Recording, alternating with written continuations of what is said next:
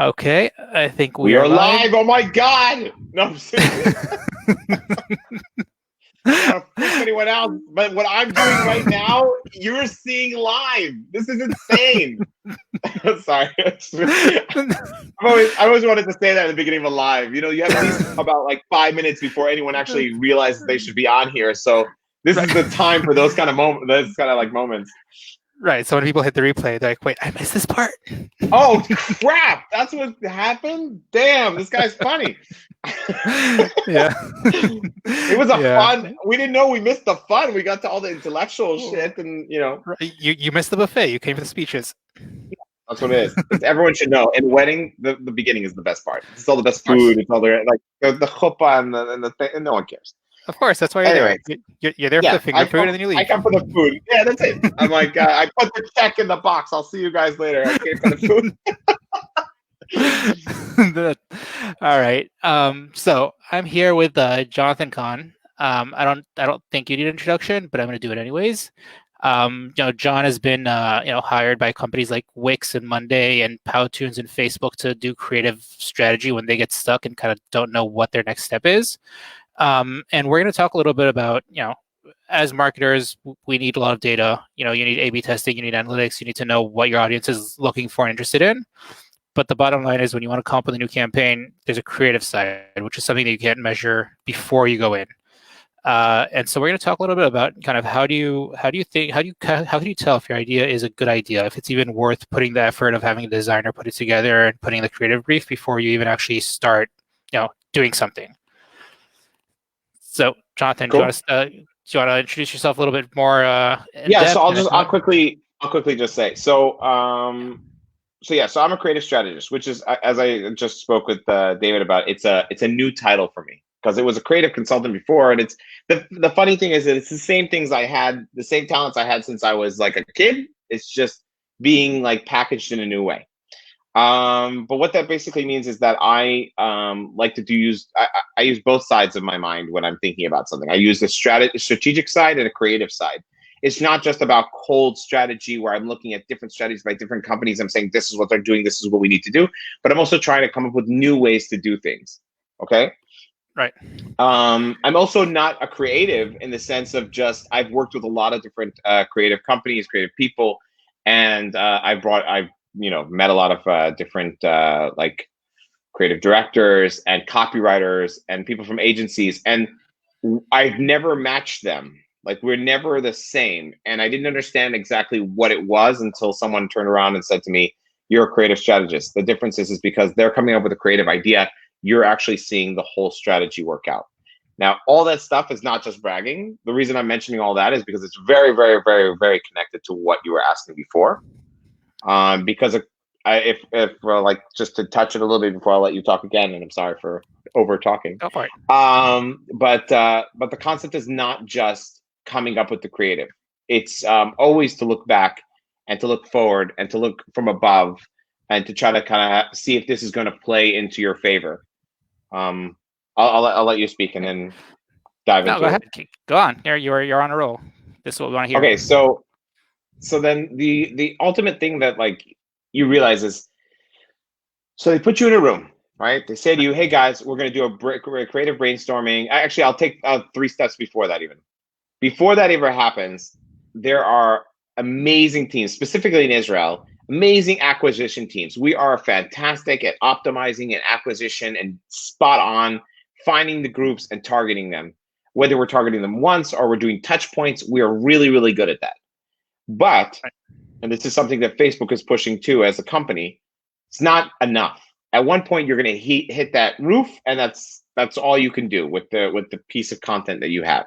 And what you need to start trying out is different types of creative.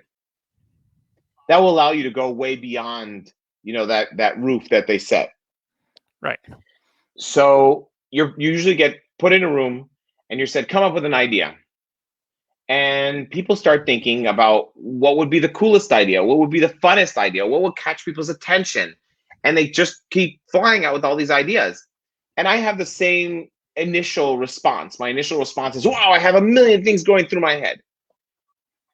The the most important thing that you're supposed to do, and it's something I learned. I studied graphic design many years ago. It's something that you learn there. It's kind of I call it the pushback.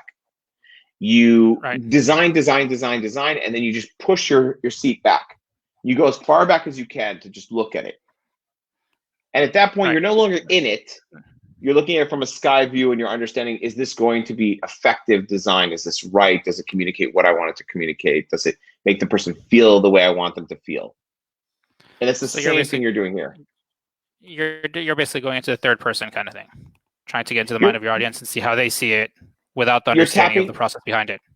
yeah, you're definitely tapping into the empathy. You're tapping into the customer journey. That's what you're trying to do. You're trying to say, okay, um, again, we'll get into a little bit more, but the idea is that you come up with these ideas and you turn around and say, okay, let's create a brief, right? Right.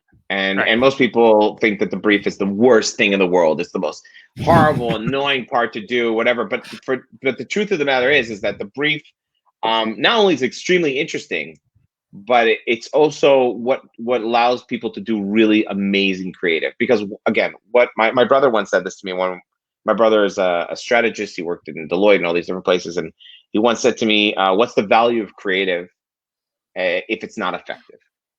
Right. Right? If it Of doesn't course. Of draw course. anything, you just do something for the sake of doing it, and it's creative and it doesn't have any goal, doesn't have any purpose. Now, I'm not saying that in the sense of like art, there's a part of doing creative, but again, even that has a purpose to make you feel something, to make you engage in some way, make you think in some way.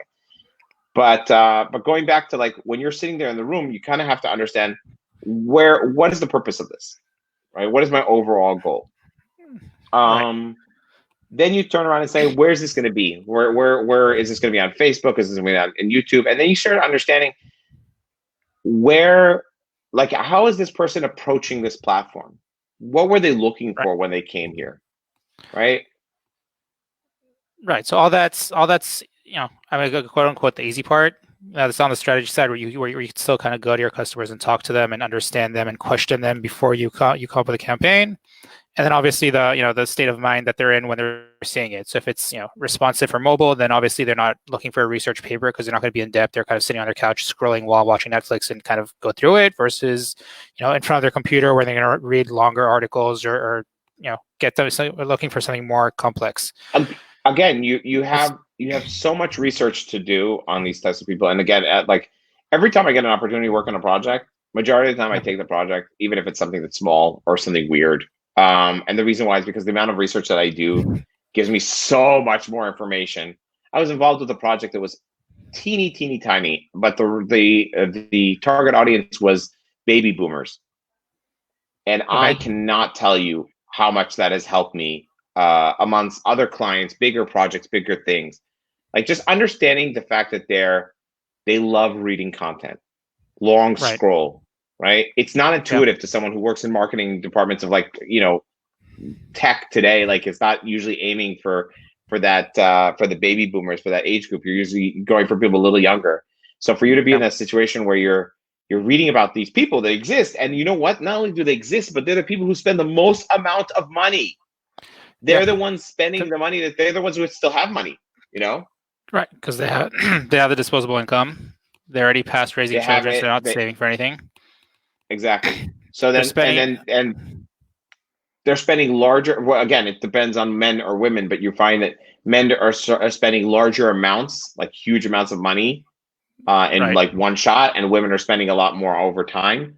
But they're, when you talk again, I dislike this, but you hear this usually when people are talking to Facebook. They say, okay, well, who's the target audience? Who buys on Facebook? And then they keep going, women 45 plus.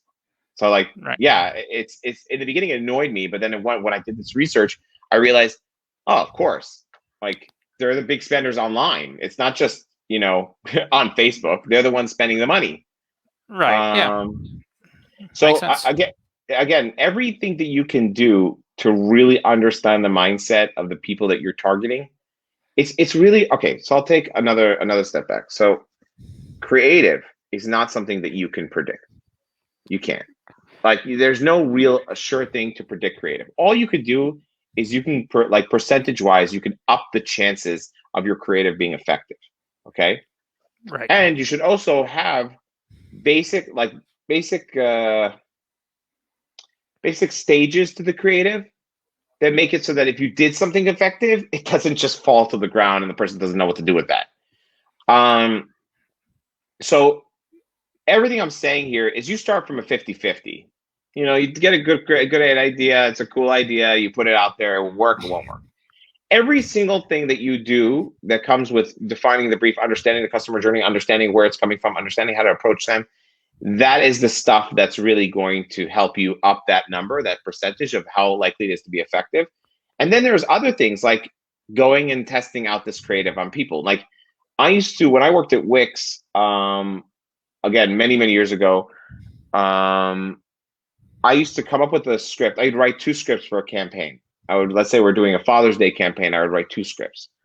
And I would walk up to people in the office and I would read them the scripts. And the one that was the most effective, it didn't matter. One of them was amazingly emotional. And it came from my heart as a father. Like I recognized this thing and I was like, lead by example, like this thing that you kind of feel that you have to do as a dad. And the other one is humoristic.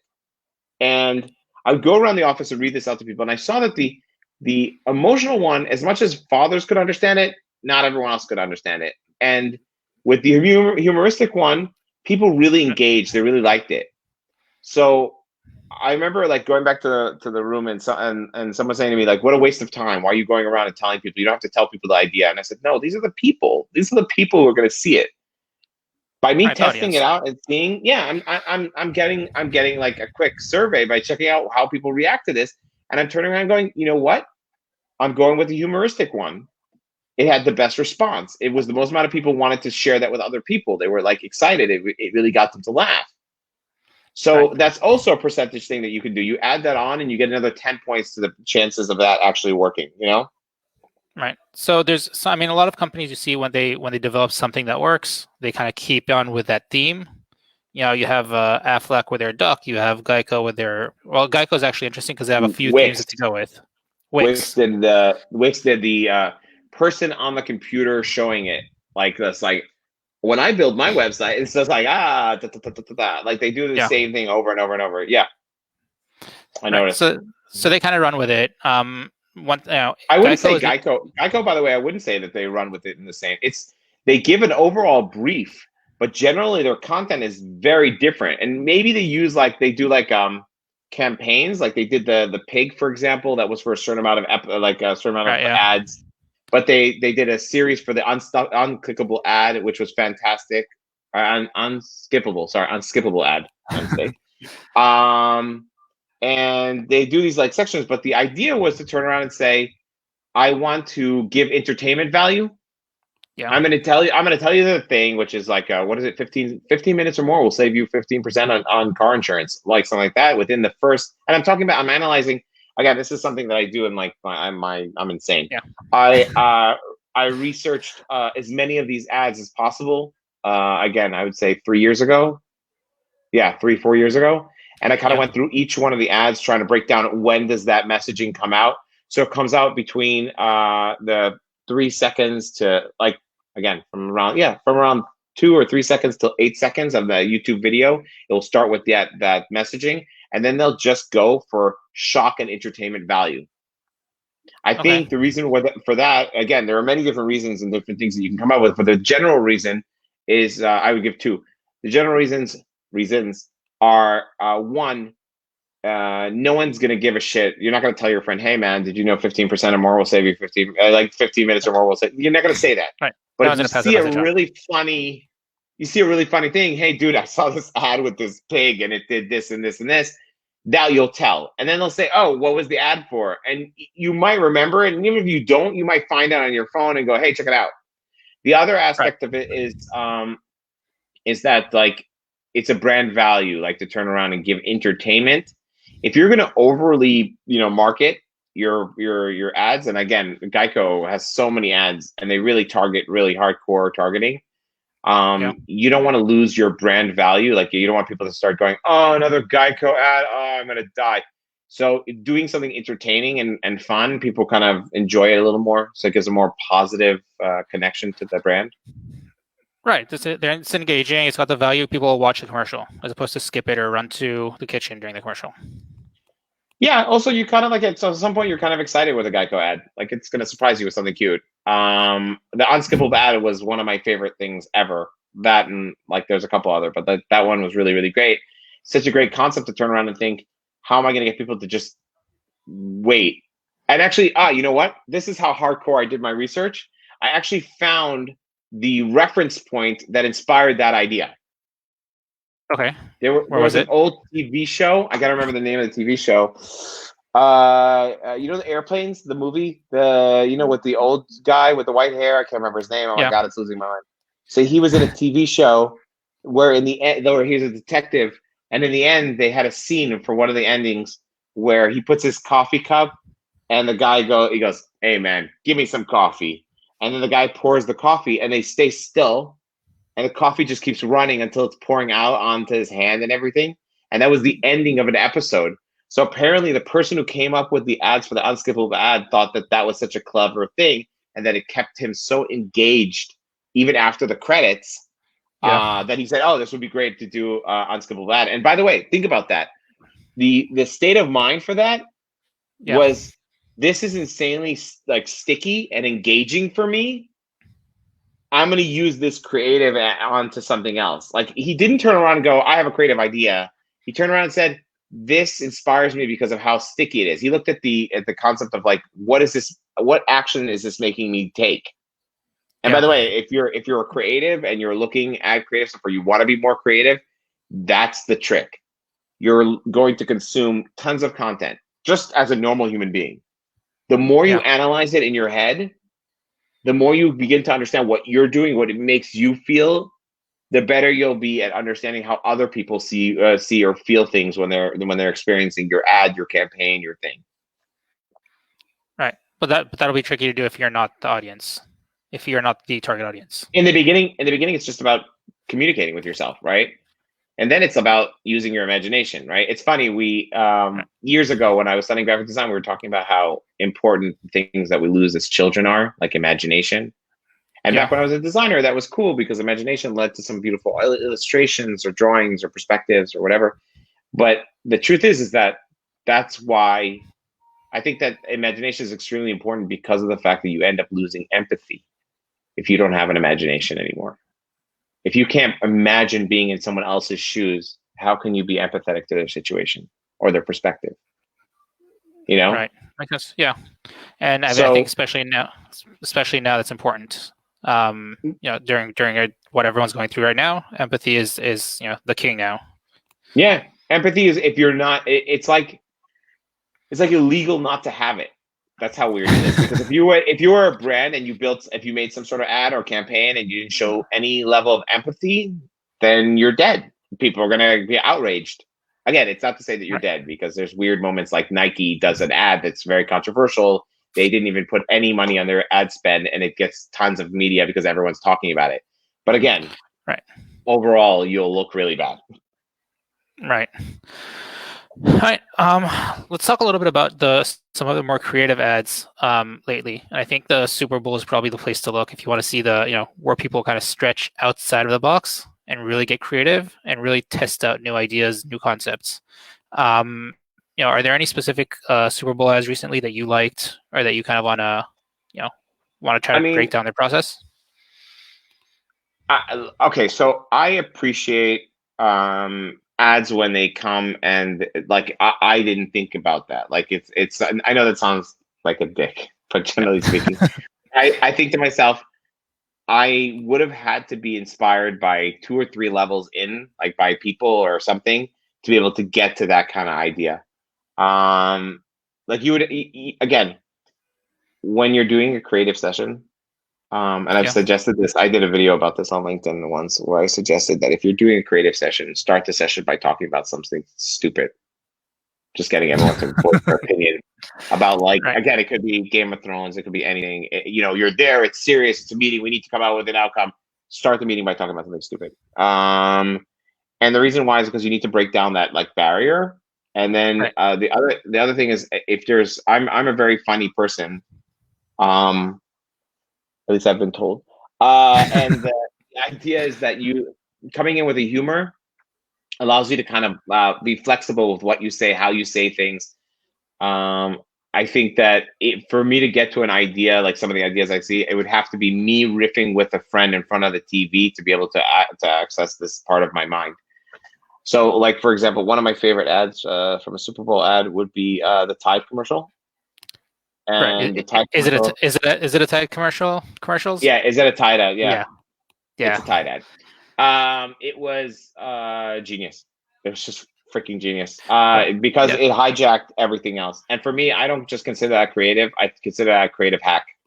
That's like It definitely you is. basically you didn't just come in and make an ad, which would have been creative and cool. There's a whole bunch of ads that are creative and cool, but when you come in like that, you basically just screwed everyone else because you just did the Right. best thing out there, and now every other ad is that. If for Well, context, guys, by the way, if you don't know what this ad is, the general idea was that Tide turned around and pointed out that in every ad, people are clean. They're always wearing clean shirts, clean white, clean this. And he said, "Is it really an ad for anything else but Tide?" You know, like in that sense, yeah. not those exact Well, wording, but that was the reference. right. The ad would start off with like any other brand's ad, and then at some point, when you see the guy riding his horse or whatever, and you're expecting it to be an Old Spice ad or something like that, all of a sudden you see, I'm wearing a white shirt. It's clean. It's Tide. Yeah, You it was kind just of like, nope, it's a right. Tide ad, and it was always about like that, and it was so great because every other like commercial, you were just waiting for him to pop up and be like, nope, Right. it's a Tide ad.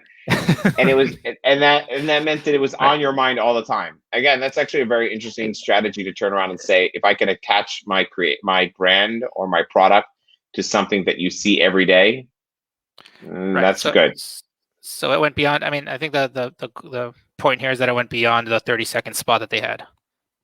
Yeah, It was on your mind beyond that 30-second spot. yeah. I think that for me, yeah, I guess that's the most important. That's one of the most important things there, right? You just want to make sure it continues past. And I'm not talking about the 30-second spot. I'm talking about the day after, the week after, the month after. You know, it's a Tide ad could be something people could literally say, like, "Wow, what a nice shirt," and be like, "It's a Tide ad." You know, like you could have responded like that. It would have been completely okay to do that. Um, that's why also, like, for example, one of the ads that I thought there are moments where you see something good that could have been better if they just thought a little bit further than just what they needed to do. So like Snickers did these ads, which I think were great, which was basically someone losing their shit or whatever, going crazy and panicking or whatever, and then they go, "You're not you when you're hungry," and then someone gives them a Snicker bar, and then you see that quick like moment where they like no one opens a Snickers like that. It's not even possible. They kind of like unwrap the Snickers bar like that, and it shows the Snickers like crunch or whatever, and Yeah. then they show the person taking a bite, and then it turns back to being a normal person, like not a crazy person or whatever. And I Right. thought this was such a simple and great format because, again, you can copy this and do this a million times over. And one of the things Right. that bothered me the most about it was because whoever, and this is also like again, I can't blame the creative, I can't blame the agency, I can't blame the client. It really needs to be something that everyone talks about together. But I don't understand why they didn't make that into a template that everyone could make a Snickers ad. Think You mean about like how much at home? better. Yeah. Think about how much you've never come home and your kids are losing their crap or screaming like a lunatic. So imagine Yeah. if I just made a template on a website where you could upload your kid losing their crap, you just throw a Snickers bar at them, could literally hit the floor, which is hilarious. And then like you show the Snickers ad thing, and then you have them eating the Snickers bar in the end. Because again, if you give candy to kids, they're probably gonna chill out. So you're eating a Snickers bar in the end. And if you just piece Right. that together, you now have a Snickers ad. So for me, the continuation would have been so great if they just kept it going. They found a format. It was simple. It was good. Why didn't you let everyone else make a Snickers ad? Right. So I think that we mentioned earlier the common thread here is that take it beyond the 30 second of screen time, whether Mm-hmm. keep it on your mind, make it more interactive, interact with it in real life or outside of the commercial somehow. But the idea is to really do something that people could relate to and carry with them beyond the screen. I mean, let's Or let's be, be honest. When you're making a commercial or campaign or something like that, the reason we tend to source like emotions while we try to do dramatic or comedic or whatever is because these things resonate with you. They stick with you. If they Right. stick with you, that means it's beyond the 30 seconds of life, right? It's not even just a Super Bowl. And that's the value we want to have. We want you walking away still thinking about this, still feeling it, still processing it. I guess that's the best kind of creative you can come out with. Right. Now, in the creative process, when we're talking about, brands are usually very, following themselves, inside themselves, in it day in, day out. Do you think it's a good idea to bring an outside creative force to a brand, or keep it in-house where they know the brand better, but they also are in it every day, so it's hard to have a fresh perspective? So I'll give you, this is a very complicated question. I'll explain to you why, because I Yep. was that guy. I worked at Right. Wix. I was the creative guy in-house. And sometimes they would bring external and it would just kill me because my position was so like fluid. I was so all over the place. I was able to go around the company to different departments, do different projects. I wasn't stuck in a rut. I was able Right. to see so much. So it pissed me off that they brought other people. Again, these people were, by the way, some of my favorite people today. They're friends of mine completely. Um, but on the other hand, there are places that have creative people who need to get out of that rut, who need to have it. I think that I generally I moved out of working in a company because the office politics stuff annoys the crap out of me. I don't think that's where I want to be. I want to be about coming up with the best idea, doing the coolest thing, and not about playing the games. But in a company that's ideal, the creative person should be able to turn around and say, "I'd like to bring in someone to brainstorm with, to riff with." That would be the best scenario. I mean, he knows so much, right? Even more when I go to meet with clients, I generally ask them to bring certain people to the meeting. So when I met with, for example, with Mindspace, I Right. called up. We were supposed to have a meeting that the next day. I called up and I said, "Hey guys, I need you to reschedule the meeting." And I said, "Okay, what's up?" And I was like, "I need you to bring me." It was for an International Women's Day, and it was going to be filmed in Amsterdam. So I said, "Okay, I need to have 3 women from the office here, right, in Israel, Yeah. where we are, and I need you to bring 2 to 3 people from Amsterdam into the meeting." Like, so they got the PR company to be on like a Zoom call. And the Right. reason why is because I said, like, who am I to try to act like I fully understand what it feels like to be a woman in today's, industry and world or whatever. And that also, by the way, led me to come up with a really good idea. But being in that perspective of who am I, or who are they, like who gets to say what is the right answer. Right. But again, I make sure I have other meetings that I have. I'm setting up, and I turn around and say I would like one person who's the most successful, oldest salesperson you have in your sales department, and they'd be like, Right. okay, great. I want to know what they say. What's the thing that they say? What do they hear? These are the people that What? like we always look a little bit down on sales, but they're the closest thing to the client, to the customer. They're the eyes and ears for the marketing. Yeah, and a lot of companies don't understand that should be an ongoing conversation between the two. But having them in the meeting is good. You can kind of ask questions and understand. If you bring in someone creative and they're not going to sit with someone creative that you have inside your office, that's a mistake. Like if Right. you already have a creative person in the office and you believe in their capabilities, you just feel like they're in a rut, bring in an outside creative to kind of like jive things up, move things around. Right. Um, and So, it so on doesn't the have to be threatening. Like that's the main thing. It's not a, oh, we're gonna kick you out now. No, it's just like, here's Jonathan. He's gonna help you out. Here's a different creative. He's gonna help you out. It makes sense to riff. And by the way, start that meeting with something completely irrelevant, like the same right. thing. Yeah. I mean, what you were saying before, that's a great way to come up with content when you're stuck in terms of what to do.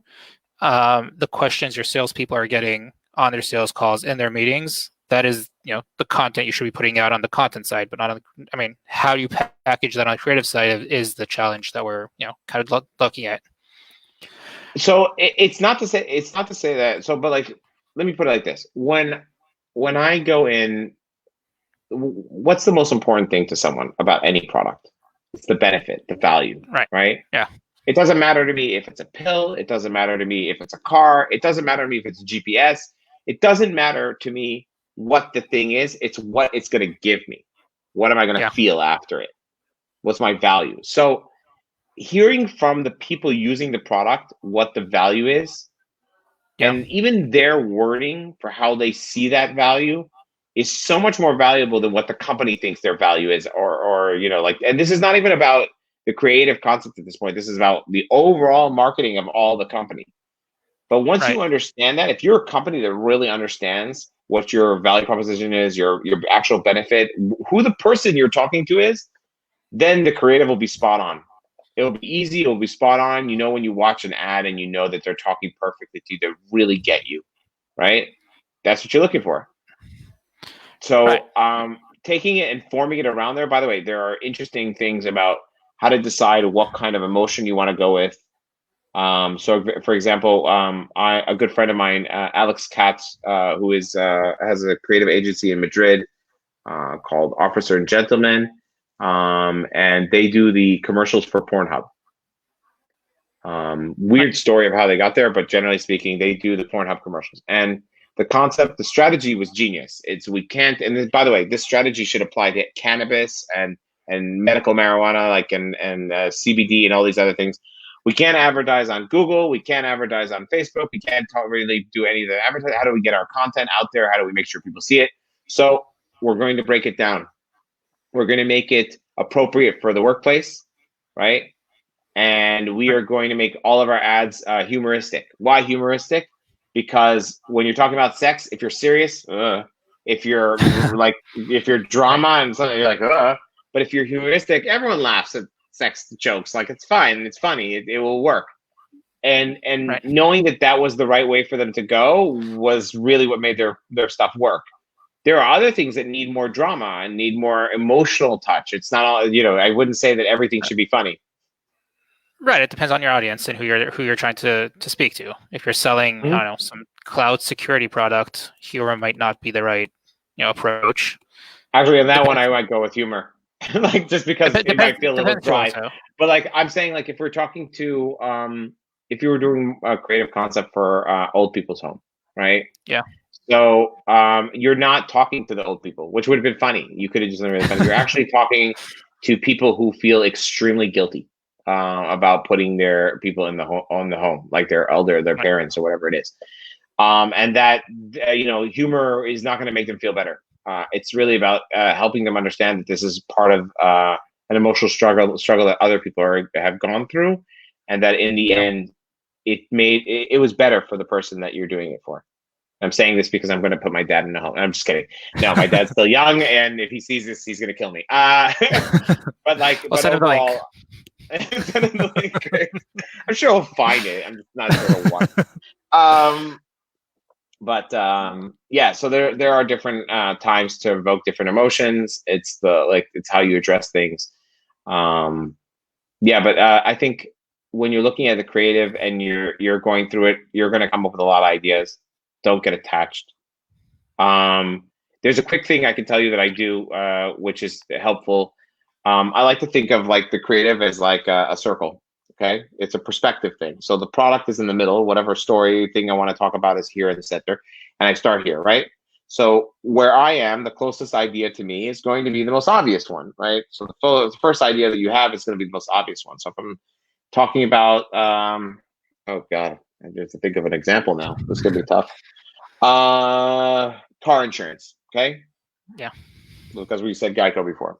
If you have a better one, you want to go? I felt like you had one. Just to say cars. You're going to say cars. Okay, cool. So I'm selling cars, right? So the first thing that I'm going to look at is I'm going to say, okay, it's about that drive. It's about, you think about all the commercials you've ever seen before. You got to go, oh, okay, that's where I'm going to go. I'm going to take this car. I'm going to show how smooth it drives. I'm going to show it in this valley or whatever. That's the most obvious thing you can do, right? So then what you're going to want to do is you're going to want to go completely the opposite of that, right? So you're going to say, I'm not going to talk about the drive at all. I'm going to talk about the person and how when he doesn't drive the car, how cool it is, right? This is the car you don't even need to drive, right? Who cares how it drives? It's the best car. You're gonna talk about the driver's white shirt because it's a Tide commercial. That's right. It's a Tide commercial. That's right. No, so it's a Tide ad. Or just takes off the shirt, just wiping it down. It's a Tide ad still. So yeah, so you go completely opposite of that. And then the way I see it is you start like, okay, so if we're looking at the circle like this again, so this is the closest one, this is the opposite. And what you're going to want to do is you're going to start going this way. You're going to kind of go from the opposite of that idea closer to the original idea, because the original idea is safe. It's easy, Right. it's safe, it will produce the same results. Everyone knows it. It's okay, great, whoop-de-doo, right? But you weren't brought in to produce the same results. You're coming to do creative that's supposed to push the envelope, right? So Right. by automatically doing that, and by the way, this is again fully attached to the imagination, the execution. When I tell someone an ad, I see every frame in my head. When I tell someone a campaign, I see the experience that the person's having. I see it all out there.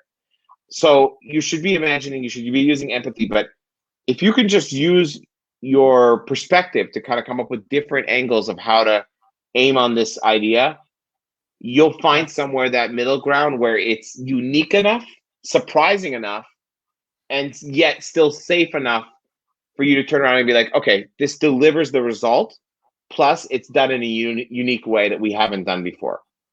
Now, again, this is also not saying that, we know that creative can work or not work. It maybe has a nicer chance of working. It might be the timing. It could be the location. It could be the editing. It could be the production. It could be a million reasons why it doesn't work. Right. Another tactic that you can take to kind of try these things out, to feel out, is, and I've done this before, is to run. If you find the type of messaging you're looking to say, let's say the car situation where we say, you don't even need to drive this car. It's that good, right? Yeah.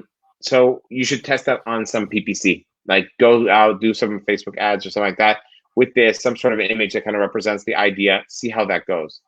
It will give you a general idea. Maybe people will engage with it, maybe they don't engage with it. Of course, you have to read the data correctly. You need to know people clicked it but didn't convert. It doesn't mean that it's a bad idea. It's still interesting enough to get them engaged. So then I just need to make sure that whatever's converting them is done correctly. So if I'm doing this as a TV ad, I want them to come to the website after or to check it out or whatever it is. I need to make sure that's done in the right way. But you can already start optimizing, those small elements. But this is a great way to get a feeler out there to see if you're creative, it has a direction. Right. And don't just test one. Test it like 3 or 4 and see which one is the best one. Right. I feel like today there's you have that either you do something great and people remember it and its spirit, grows and grows and it's phenomenal and a success, or it sucks and it airs and it goes off and move on. Nobody talks about it. Nobody knows it's there, and I think it's kind of you'll know if you're going into that danger zone where you could actually be doing something controversial and get in trouble and actually have your brand lose value. But unless you go there, that's the chances of you doing something bad and having it having a like not successful ad, it won't necessarily hurt you. It'll just kind of be forgotten, lost in the shuffle, lost in the mix with everything else. I also think that there's an opportunity. I know this is weird, but I love this thing, and I think not enough companies take advantage of this. April Fools. April Yeah. Fools ads. How many times have you had an April Fools ad that ended up becoming a product or ended up becoming a service where they're like, oh my God, we actually saw a lot of people really like this, so we decided to make it. And it's like, okay, I feel like you were testing, you were feeling it out for a second there, I actually recommended this to Udi Ledergor from Gong. Gong. Yeah. Yeah. So like we had him on our podcast, and I was interviewing him and talking, and we were talking about like how it will listen to the conversations and understand how to make it easier for you to close a deal. And I was like, wow, if I were you, the next April Fools, I would definitely do an app that allows me to have an easier conversation with my wife of what we're ordering to eat tonight, right? Or what we're going to go out, where we're going out to. Like, I just wanted to listen to the conversation and say, okay, if you position yourself this way, you'll close that restaurant in 5 minutes flat. That would be good. Like, I'm cool with that. And he started laughing and he said, actually, we did a April Fool's campaign about something like that. And a lot of people actually really wanted to have this product, right? So it's funny to me to think that, this is also an opportunity. Like if you frame it the right way and you're prepared with the haha, I'm messing around with you guys, Yeah. you can still try some really cool campaigns. Yeah, definitely. I think it's like you said, don't take yourself seriously. Be open to having fun. And yeah, April Fool's definitely a good place to try that out. It's funny that Right. like creative is again supposed to be fun. Like it's not supposed to. I think that's actually very interesting the way that you kind of like said that. It's not just about like humoristic and whatever and feeling like comfortable. It's supposed to be fun. And because people think that it's like, oh, we need a creative, go in the room. I love Yeah. my job. Like I don't turn around. It's not a job for me. If I wasn't if I won the $1 million, not $1 million, okay, that's not enough. Anyways, but if I won the lottery, right? Like you always think like, oh, I got, like you watch Survivor and you say they're gonna get $1 million, and you're like, oh, what the hell am I gonna do with that? Buy one house in Israel? Anyways, so like, and it's not even a good Right. location. Like I'm kind of screwed with that. Right. Like I stayed on an island for a month for this shit. Anyways, but like if I won like the lottery, let's assume that it's more than $1 million. I still would be doing this because this is what I love doing. This is what I need to do this. It's part of what makes me happy. So if Right. anyone's looking at creative and saying, wow, this is like horrible, then you're not doing it right. You're not, it's not about that. Right. The production stuff, Right. by the way, production stuff, that kind of sucks. But I'm sure that the person working production, he loves that. Like he's like, oh, I love dealing with messes and having to reshoot things. I'm sure that's what gets him off. Like he's just the happiest person in the world. He's like, yeah, everything's ruined. Like I don't know. Yeah. Anyways, All right, cool. Circling back to something you said before, which obviously it depends on this specific situation, but which people would you say are important to have in the room when you start that creative process? I mean, obviously the counterparts you said sales, it's the marketing. it's really I'm not gonna say exactly which people, because I think that it really differs between what you want to do, right? If it's a Right. campaign, you might want some people. If it's this, it's about, if it's a certain campaign, you want that. But the main thing you want to do there is you want to get the person who has the most amount of information about how people use your product and perceive your product, right? And it might be, and by the way, it might not be the customer who's going to define what your product is. That's not, it's not something I agree with. It's not, again, I Right. think that once you create a product, it's out there, it belongs to the people. Like, sorry to tell you, but if the world decided they were going to use straws a different way, then that's how straws will be used. Like it's not Yeah. up to you. But there's also the side of this of like, I recently said to someone, if we're trying to tell your story of your company, and your company is very complex to tell that story, then I think the most important thing is to have the person in the room who defines what's a good idea that we're not going to do, right? Okay. So what does that mean? That means if I'm a company and I do, I don't know, flower arrangements or everything has to do with flowers, right? And someone comes Yeah. up to me and goes, "Oh my God, I have this amazing idea for, a car." Again, we're just jump back to car. It might be the best idea in the world, but that person who sits around and says, "Nope, it's just not us."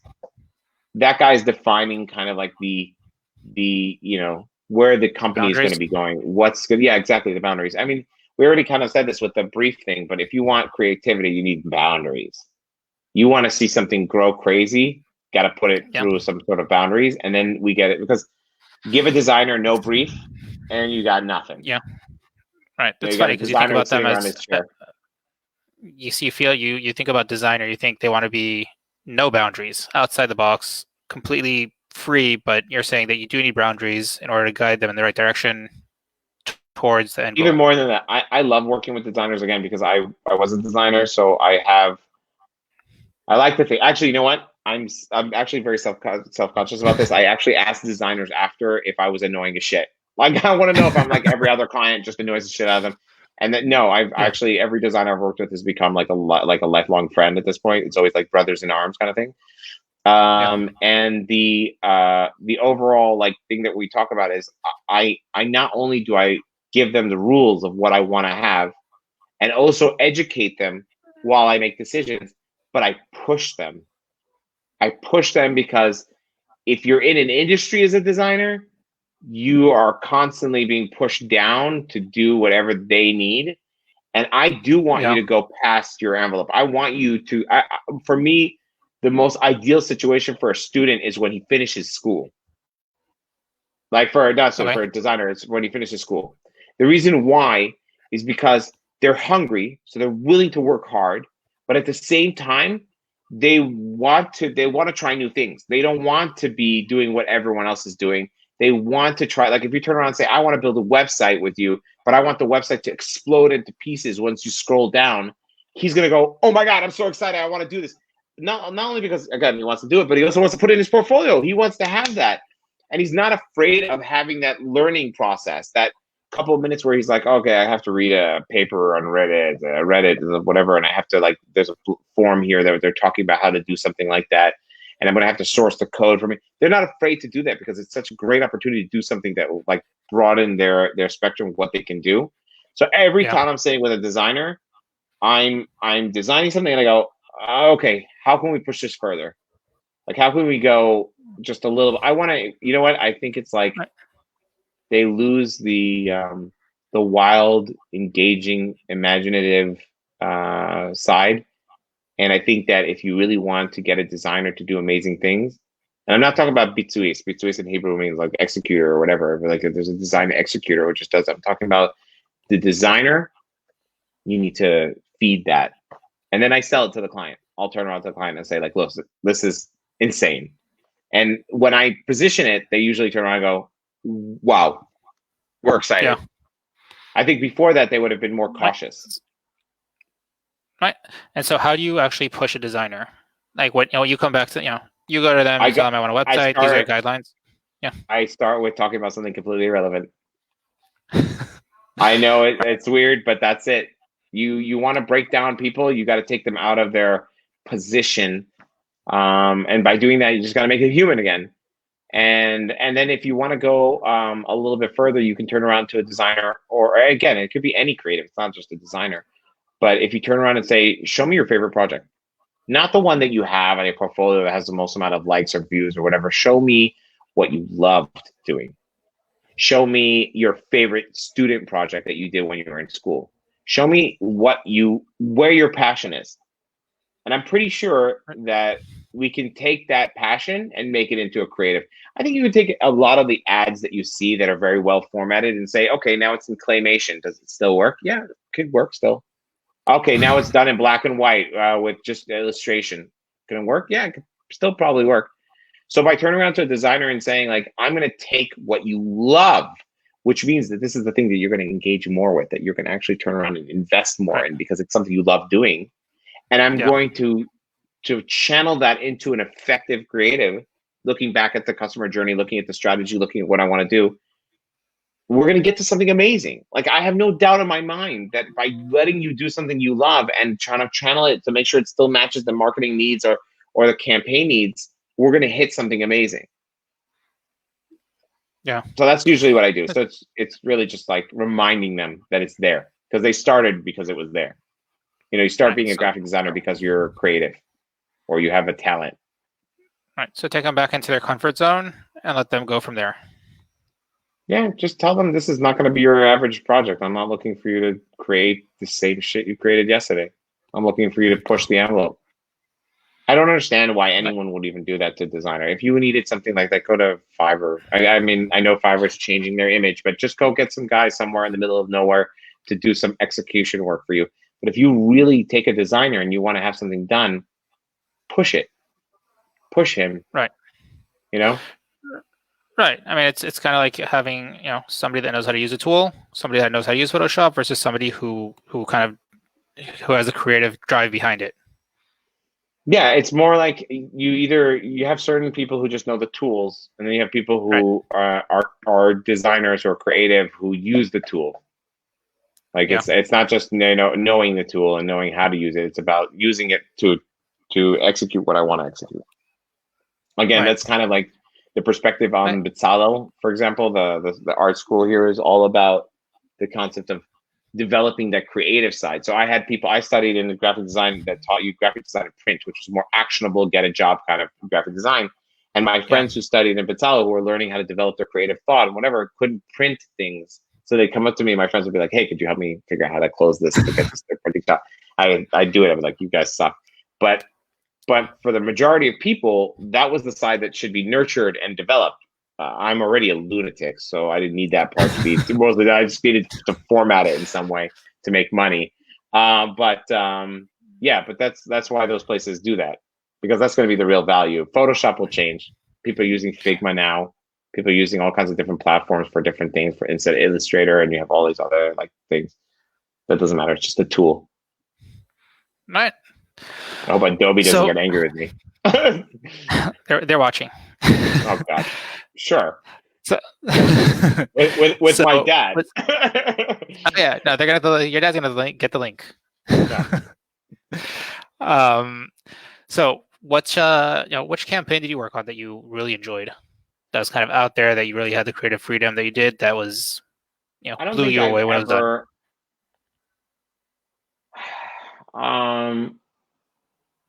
I don't know. I have a weird thing. I have a perfectionist kind of mindset where whenever I Right. do a campaign, I'm kind of like, fuck, we could have done it better. Like, it could always done better. I had again, it's more about the people you get to work with when you're doing it. Right. There was this amazing woman named Valerie Khalifa. Yeah, I think that's her last name if I pronounced it correctly. And she was in charge of the French market in Wix. And she would just come up to me and be like, "Jonathan, need to do something creative here and here and here. What's your thoughts?" And I could sit with her and just go at it and come up with the most insane things. And then she would go and execute it, get it done. It was crazy amazing. Like, that was super fun. Like, okay, so she turned around to me and said, like, and actually, this is actually really nice. Years later, she was in a room with someone who knows me. And he said, "How do you know Jonathan?" And she said, "Well, Jonathan helped me at Wix with a lot of the creative campaigns I did for France." So she says, "Oh, like, what did he do?" So she said, "Well, what happens with Jonathan is this: take Jonathan, put him in a room, give him the people he wants, right?" Which is, again, that's the thing. I asked for every person from France in the company. That's what I asked for, because I didn't know enough about France or any of the stuff that French we market. did a campaign for. I didn't know what, like, La Langarouse. I don't know. Like, I'm not even pronouncing it correct. It's the most famous tennis match in the world or whatever. I didn't know anything about this. So I said, "Give me everyone French, like, just everyone." So they brought these Right. people in a room and sat down, and she says, "Well, Jonathan sits there. First of all, he's very funny, so he'll entertain the shit out of everyone. He will ask a whole bunch of questions. He will throw out 100 ideas in an hour. Right, 100 ideas will come out. 5 of them will be the most revolutionary ideas in the world. Right, like, Yeah. 3 of them will be like complete showstoppers, where you're just like, wow, if I do this, this is it." And all I needed was 1. And I was like, and when my friend told me this the guy, like, the other person told me, like, I met him one day and he goes, "I heard about you." And then I was like, wow, that's awesome. So again, that process for me, knowing that there was someone who appreciated that process, was like the most valuable thing in the world for me. I did things like, what was the thing? I did an infographic to sell Forex. I know this is horrible because everyone hates Forex, but like, foreign exchange, cash, or Right. Yeah. investing in the dollar, whatever. So I was asked to figure out a way to boost the company's SEO, because there was negative SEO on top of it. And I said, like, okay, cool. At the time, infographics were huge. Again, this was like 10 years ago. Yeah. And I said, cool, I have an idea. And my boss said, "Okay, come, I'm going to take you in front of all these scary people." And I was like, "Oh, fuck." So then he took me in front of all these people who are like the top people in the company. And he said, like, "Jonathan, tell me your idea." So I was like, okay. So I said, "I would like to make infographics." And like, no one's going to read an infographic about Forex. And I was like, "It has nothing to do with Forex." And they go, so I go, "I would like to make infographics about what I believe is going to be trending, what I believe is going to be the new hype. And then to release this on a subdomain of the company, I'll create a fake blog, like a blog in a day kind of thing, using a template and whatever. And we'll release these really interesting, very viral infographics." So they turned around and they said, "No, get out of here." Which is, the expected answer. And then my boss said, "Come on, give him some money." So they said, fine, you could have $4,000 to start the project. So I was like, okay, cool. So I went. I didn't have any like designers, anyone at my disposal. I went to a company called Visually, and I said to them, okay, I'd like to make an infographic. And I made an infographic, and I came up with all the concept. And the concept was the chances of you dying. People were talking about statistics of you dying online at the time. So I said, I feel like this is going to grow. So I said the chances of you dying, and I did comparison. I did all kinds of like, I really looked into it to try to understand what works and what doesn't work. And we had a designer, a copywriter, and a project manager that you got for the price that we paid. And the copywriter wrote all this stuff. It was all great. I did the comparisons and everything. And the day before it went live, and I don't know, I mean, you know this, David, but I'm dyslexic. The day before, I deleted all the copy that was written on the infographic, and I rewrote it myself. And I asked my wife to look it over to make sure it wasn't completely retarded. And then she looked it over. She said, yeah, it's retarded. And she fixed it up a little bit. But I then released it. And I'll give you an example of one of the pairings that I did in the text that I wrote. So one of the pairings was bungee jumping, the chances of you dying from bungee jumping, rather like against giving birth. Okay. So I wrote, if your wife is reckless enough with her life to get herself pregnant, you have the right to jump bungee 71 times or something like that. And this went out, and my boss went, what the fuck? And I said, no, wait, just wait. 24 hours later, we had over 24,000 likes, 5,000 shares. The traffic on the blog was nuts. People cut it up, put it on 9gag, and the SEO was repaired within like a week or two. We like outranked, all the negative comments moved down, and all the stuff went up. And I was like, and then they said, oh, this is great. My boss says, all right. So I said, all right, what? And he goes, you got $83,000 to continue the project. And I was like, what? I want a raise. That's what I said. I want a raise. Again, it's like those kind of things. Like for me, it's just having the opportunity to do something wild and like try it out. I mean, it's happened times in my career, but it's like it's it has to do with the client, how wild they're willing to go, how much of a chance they're willing to take on a crazy perspective, on a person who. How do you describe to someone that you're in touch with what goes on because you watch 30 TV shows every day and you watch commercials from around the world as a hobby, and then you stay up until 3 a.m.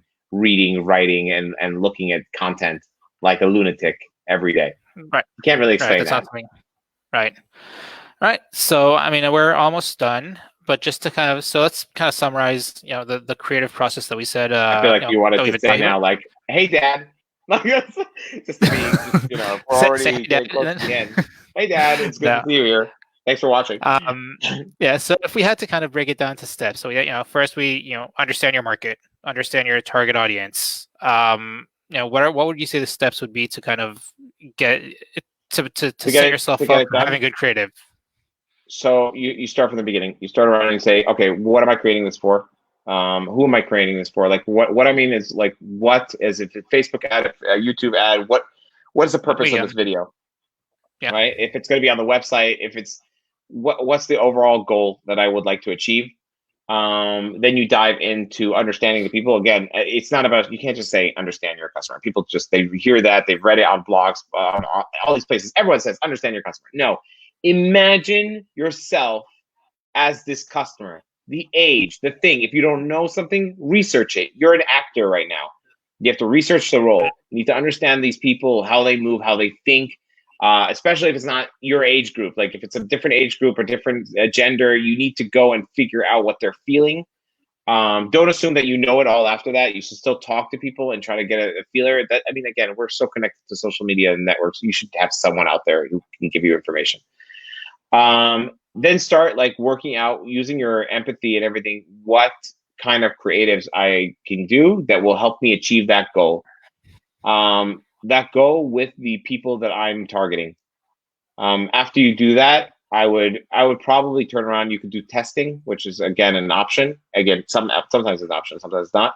To kind of test out your theory, you're going to title this. There are a lot of ways to take. There's a lot of different ways to pitch a creative. Again, one of my favorites. Again, I said the Alex thing. One of my favorites is that he said the way we pitch creative is we say what the headline will be online. This will be the headline, and if it's interesting enough for us to go on, then it's good enough to say this is going to grab people's attention. So like you should have some sort of a headline to what your idea is. And then you can test that headline by putting it on Facebook ad. You can do whatever you want to kind of like see if it works. Have some sort of image that represents what you were thinking in your mind.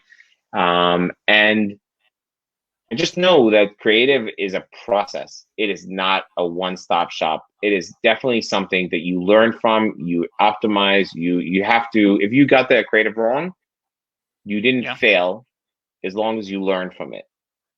As long as you're able to understand what didn't work for people, what didn't, like where did it go wrong, you'll know the answer for next time. I think that's also extremely important to mention. And if you can keep these things in mind, you'll be able to up your opportunity of making sure that they're going to do it. And again, the goal, this is another part that has to do with the CTA of whatever you're doing.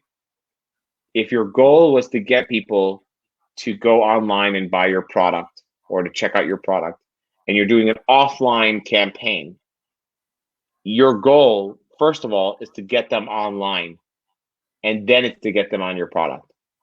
Because there's a huge gap from going from offline to online. It has to do with a person taking out his phone and now connecting to something, even though he just saw something in front of him. There's no need. I'm watching a billboard. This is my experience. I need to grab you and pull that experience. I need to continue that experience online to get you to where you need to go. So you can't just put something great out there. You need to make sure that you're leading that CTA, you're leading that person to the place they need to go. And if you're doing all those things, then I'm pretty sure you have like an 85 to 95% chance of succeeding. 5% is if something really bad happens. Like the Super Bowl had Mr. Peanut die. I don't know if you knew that, if you saw that one, the last commercial. Last commercial, they had Mr. Peanut die, and it just happened after Kobe Bryant passed away. So no one was laughing about death. So I'm leaving you 5% for natural causes. Like that's that's fine. Right. Timing and empathy.